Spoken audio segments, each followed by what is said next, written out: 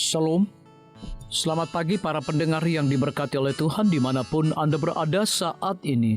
Kita akan sama-sama mendengarkan firman Tuhan melalui audio renungan pagi pada tanggal 17 Januari 2026 dengan judul Charles Fitz yang bersemangat. Sebelum kita melanjutkan bacaan renungan kita pada pagi hari ini, kembali saya mengajak semua para pendengar yang setia untuk berdoa. Terpujilah namamu ya Tuhan. Pada pagi hari ini kami sangat rindu untuk mendengarkan kebenaran firman Tuhan. Kami butuh kuasa Roh Kudus-Mu.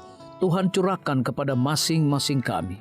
Terima kasih Tuhan Yesus, dengarlah doa dan permohonan kami Bapa, dan mau mengampuni segala dosa kami, karena kami sudah berdoa hanya di dalam nama Tuhan Yesus, Juru Selamat kami.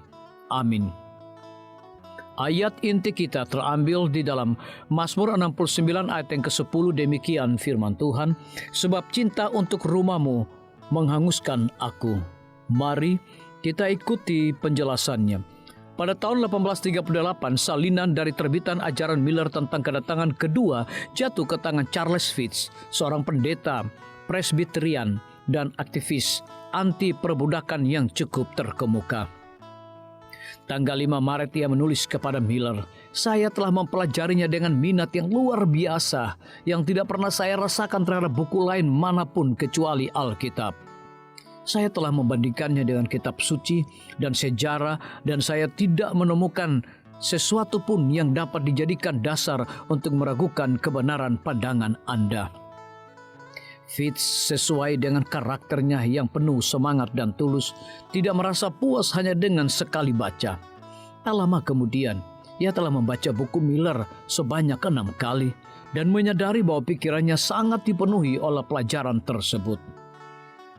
Terdorong oleh pekebaran Miller, ia segera menulis dan menyampaikan khotbahnya kepada orang-orang Boston tentang iman barunya. Setelah menyampaikan 2 khotbah pertamanya tentang pandangan Miller pada tanggal 4 Maret, keesokan harinya, ia dengan gembira menulis kepada Miller dengan menyatakan bahwa ia ingin menjadi penjaga yang berseru dan ingin membunyikan trompet. Sebagai langkah besar dalam perjalanannya, perannya dengan setia, Fitz menyatakan kepada Miller bahwa keesokan harinya, 6 Maret, ia dijadwalkan untuk membaca sebuah makalah tentang doktrin kedatangan Yesus kedua kali di hadapan Asosiasi Pendeta Boston. Namun terkadang semangat melebihi pengetahuan dan kebijaksanaan. Demikianlah yang terjadi pada Charles Fitz pada 6 Maret 1838. Pengkhotbah yang bersemangat itu, yang hampir tidak memiliki waktu untuk meneliti doktrin itu sendiri, merasa terintimidasi sekaligus terkejut oleh tanggapan yang diterimanya. Bagi rekan-rekan sesama pendeta, itu adalah omong kosong. Banyak yang menertawakan topik itu, kenang Fitz, dan saya tidak dapat menahan perasaan bahwa saya merasa sebagai orang bodoh. Setelah itu, ia berhenti berkhotbah tentang kedatangan Tuhan yang sudah dekat. Seperti yang kemudian disampaikan, rasa takut kepada manusia membawa saya ke dalam jerat. Namun hal itu tidak berlangsung lama. Pada tahun 1841, ia mempelajari kembali Alkitab tentang topik tersebut. Ia kemudian menjadi salah satu pendukung yang paling menonjol dari gerakan tersebut. Ia menjadi satu-satunya pengkhotbah terkemuka dari antara pengikut Miller yang tidak mengalami kekecewaan pada Oktober 1844. Ketika berada di Buffalo, New York pada akhir September, ia berangin dingin. Setelah pulang ke penginapannya dengan pakaian basah, ia 2 kali harus kembali lagi untuk membaptis lebih banyak jiwa. Terlalu sering terpapar dengan kondisi alam yang kurang mendukung secara berkepanjangan itu menyebabkan ia sakit dan meninggal pada tanggal 14 Oktober. Bahkan saat menyambut kematiannya semakin dekat, tidak menyurutkan semangat orang percaya berusia 39 tahun itu. Ia tahu bahwa ia hanya perlu tidur sebentar sebelum ia akan dibangunkan pada pagi kebangkitan. Biarlah bacaan renungan kita saat ini akan menjadi berkat bagi kita semua.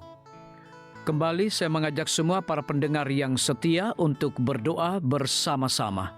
Bapa kami yang bersemayam di dalam takhta kerajaan sorga, terima kasih Tuhan Yesus, oleh karena firman-Mu pada pagi hari ini memberikan berkat dan kekuatan rohani bagi masing-masing kami.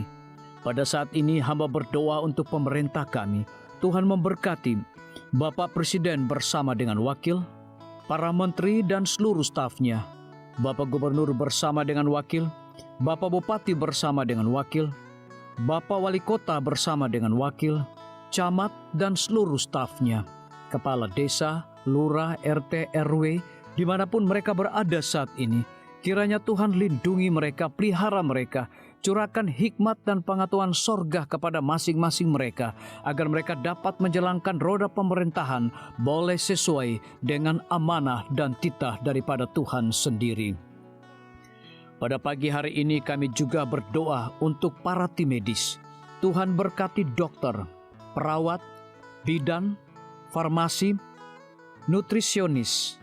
Kiranya hikmat dan pengetahuan sorga, roh dedikasi yang tinggi, roh kelemah lembutan Tuhan berikan kepada masing-masing mereka, agar mereka dapat memberikan pelayanan yang terbaik bagi setiap pasien yang membutuhkan pelayanan mereka setiap hari. Kami juga berdoa untuk guru-guru, kepala sekolah, siswa, mahasiswa, bahkan dosen di setiap lembaga pendidikan. Kiranya hikmat dan pengetahuan sorga Tuhan berikan kepada masing-masing mereka, agar mereka dapat mendidik setiap anak-anak untuk memiliki karakter Yesus Kristus. Hamba juga berdoa untuk TNI, Polri, PNS, wira swasta, petani, nelayan, ojek online dimanapun mereka berada. Kiranya berkat dan sukacita sorga Tuhan juga berikan kepada masing-masing mereka, agar mereka juga menjadi saluran berkat bagi sesama manusia. Para pendengar yang setia yang berulang tahun saat ini dimanapun mereka berada, biarlah dengan bertambahnya usia, mereka semakin hidup bersyukur dan berterima kasih kepada Tuhan setiap saat. Yang berada di dalam kebimbangan, ketidakpastian hidup, Tuhan berikan iman yang teguh dan pengharapan, agar mereka tetap percaya akan janji Tuhan setiap hari. Terima kasih Tuhan Yesus, dengarlah segala doa dan permohonan kami Bapa, dan mau mengampuni segala dosa kami, karena kami sudah berdoa hanya di dalam nama Tuhan Yesus, Juru Selamat kami. Amin. Demikian firman Tuhan yang telah kita dengarkan. Semoga hari ini menjadi berkat bagi kita semua. Sampai jumpa. Tuhan memberkati.